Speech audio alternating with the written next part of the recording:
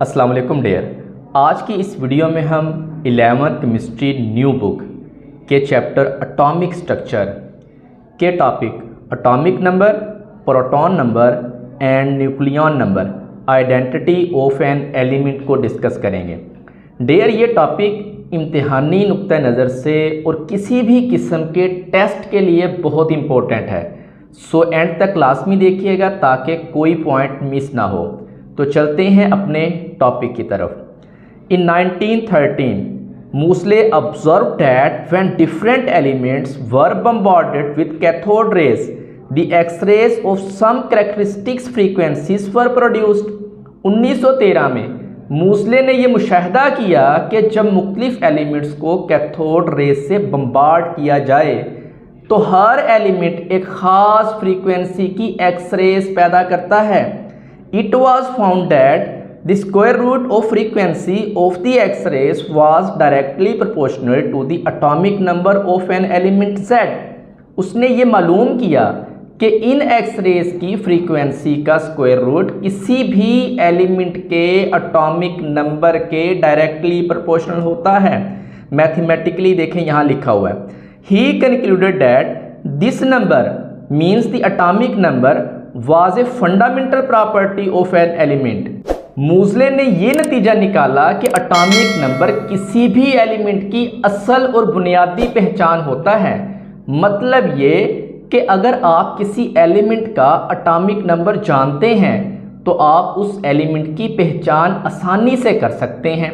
मिसाल के तौर पर हाइड्रोजन का एटॉमिक नंबर 1 होता है, तो अगर कहीं भी कोई एटम हो जिसका एटॉमिक नंबर 1 है तो वो हाइड्रोजन ही होगा।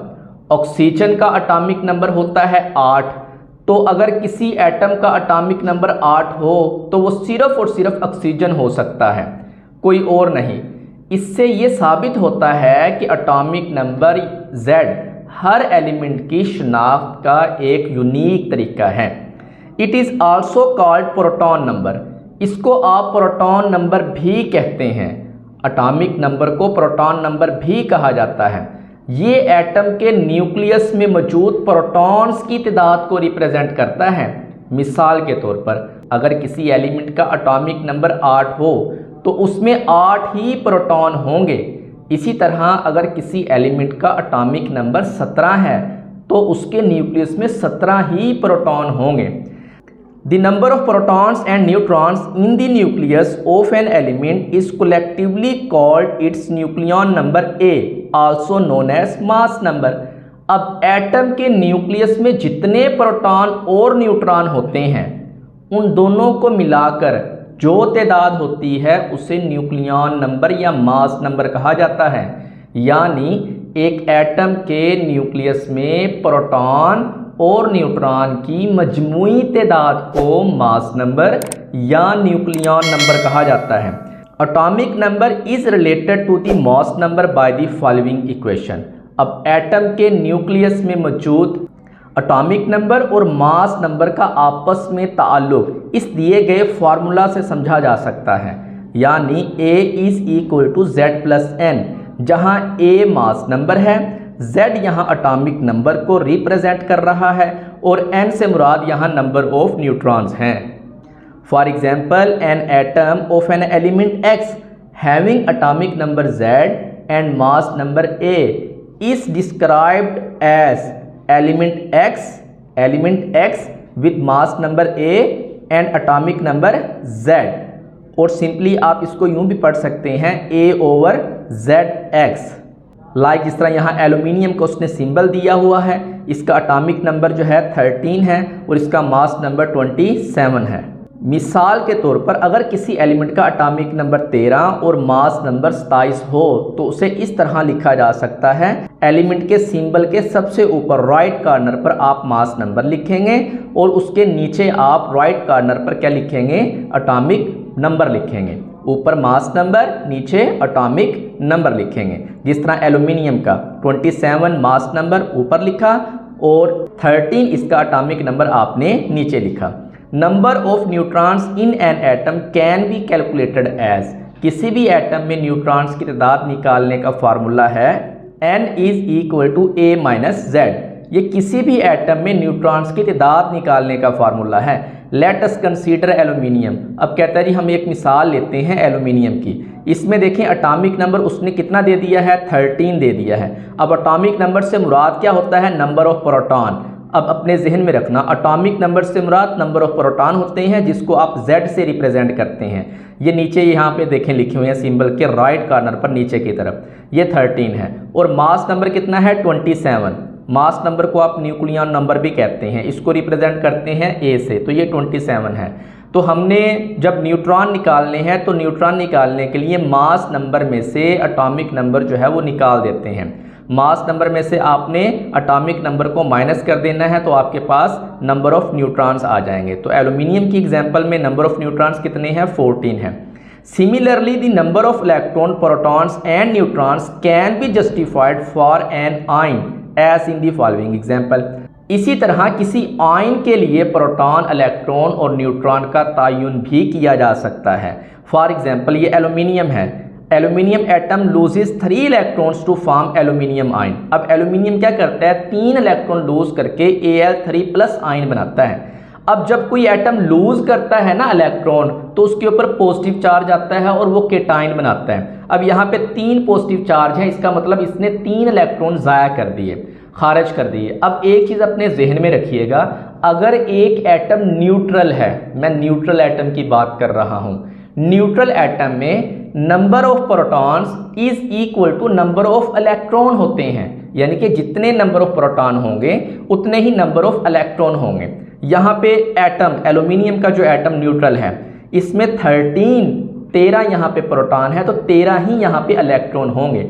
चूंकि इसने 3 इलेक्ट्रॉन ज़ाया कर दिए, इसलिए इलेक्ट्रॉन यहाँ पे कितने बच गए, अब 10 बच गए इलेक्ट्रॉन। ठीक हो गया, अब यहाँ पे 10 इलेक्ट्रॉन रह गए हैं, तो इसी के लिहाज से हम देखेंगे। लेकिन प्रोटॉन उतने ही हैं जितने पहले थे, तो नंबर ऑफ प्रोटॉन्स 13 है, नंबर ऑफ न्यूट्रॉन्स वही 14 है। लेकिन चूंकि इसने 3 इलेक्ट्रॉन लूज कर दिए हैं, इसलिए नंबर ऑफ इलेक्ट्रॉन्स कितने हो जाएंगे, इस 13 में से 3 निकाल दें, 10 हो जाएंगे इस एल्यूमिनियम आयन के पास। Similarly chlorine gains an electron to form chloride ion. अब क्लोरीन क्या करता है, एक इलेक्ट्रॉन गेन करता है। अब ये इलेक्ट्रॉन गेन कर रहा है, गेन करने से पहले इसके पास देखें यहाँ पे 17 प्रोटॉन है, तो 17 ही इलेक्ट्रॉन होंगे। लेकिन चूंकि इसने एक इलेक्ट्रॉन गेन किया है, तो इलेक्ट्रॉन आयन के अंदर कितने हो जाएंगे, एक ज़्यादा हो जाएगा, 18 हो जाएंगे। तो क्लोराइड आयन के अंदर नंबर ऑफ प्रोटॉन्स कितने हो गए, 17 ही हो गए। लेकिन नंबर ऑफ यहाँ पे इलेक्ट्रॉन्स कितने हो गए, एक इलेक्ट्रॉन गेन करने के बाद 18 हो गए। और नंबर ऑफ न्यूट्रॉन्स आप n is equal to A-Z फार्मूले से निकाल सकते हैं, वो कितने होंगे, यहाँ पे 18 होंगे number of neutrons. When gain of electron happens by the neutral atoms, say oxygen to oxide ion or phosphorus to phosphide ion and sulfur to sulfide ion, the number of neutron, protons and electrons are in table 2.1। अगर neutral atom electrons gain करता है तो उसके लिहाज से यहाँ neutron, protons और electrons they दिए हैं। ऑक्साइड है, इसके ऊपर 2- चार्ज है, तो टोटल इसके पास प्रोटॉन कितने होते हैं, टोटल प्रोटॉन इसके पास देखें यहाँ पे 8 होते हैं, और न्यूट्रॉन इसके पास कितने होते हैं, 8। लेकिन चूंकि इस आयन ने 2 इलेक्ट्रॉन गेन किए हुए हैं, तो इसलिए इसके पास इलेक्ट्रॉन कितने हो जाएंगे, प्रोटॉन से 2 ज़्यादा हो जाएंगे। ठीक है, तो इसी तरह यहाँ पे देखें सल्फर जो है सल्फाइड आयन बनाता है, तो इसके पास देखें, इसके पास 16 न्यूट्रॉन है और 16 ही प्रोटॉन इसके पास होंगे। लेकिन चूंकि इसने 2 इलेक्ट्रॉन गेन किए हैं, इसलिए इलेक्ट्रॉन की तादाद प्रोटॉन से 2 ज़्यादा हो जाएगी, 18 हो जाएंगे। इसी तरह यहाँ पे देखें फास्फोरस का जो आयन है, इसके पास न्यूट्रॉन 16 है, प्रोटॉन 15 है। लेकिन चूंकि इसने 3 इलेक्ट्रॉन गेन किए हैं, तो इलेक्ट्रॉन्स की तादाद प्रोटॉन से 3 ज़्यादा हो जाएगी, 18 हो जाएंगे। दस the atomic number and proton number represent the same concept. अब यहाँ पे अपने जहन में रखिएगा कि एटॉमिक नंबर और प्रोटॉन नंबर ये एक ही कंसेप्ट आपको देता है, यानी कि जितने नंबर ऑफ प्रोटॉन्स होंगे उतना ही उसका एटॉमिक नंबर होगा। और एटॉमिक नंबर किसी एलिमेंट की पहचान होती है, उसकी असल बुनियादी, उसकी आप ये कह लें शनाख्त होती है, इससे आप किसी एलिमेंट को पहचान सकते हैं। तो अपने जहन में रखें, आप जब एलिमेंट के एटॉमिक नंबर याद कर लेंगे तो समझें आपने बहुत सारे एलिमेंट की पहचान हासिल कर ली है, उनकी शनाख्त आपको हो गई है। उम्मीद है आज का लेक्चर आपको पसंद आया होगा। सोचो, सीखो और सवाल करो, ये 3 असूल हमारे लेक्चर को बनाएंगे आसान, दिलचस्प और कामयाब। अगर आपको कोई कन्फ्यूजन है तो ज़रूर कमेंट करें। मैं रिप्लाई करने की पूरी कोशिश करूँगा। लेक्चर अच्छा लगा हो तो वीडियो को लाइक करें, शेयर करें और चैनल को सब्सक्राइब करना ना भूलें। शुक्रिया।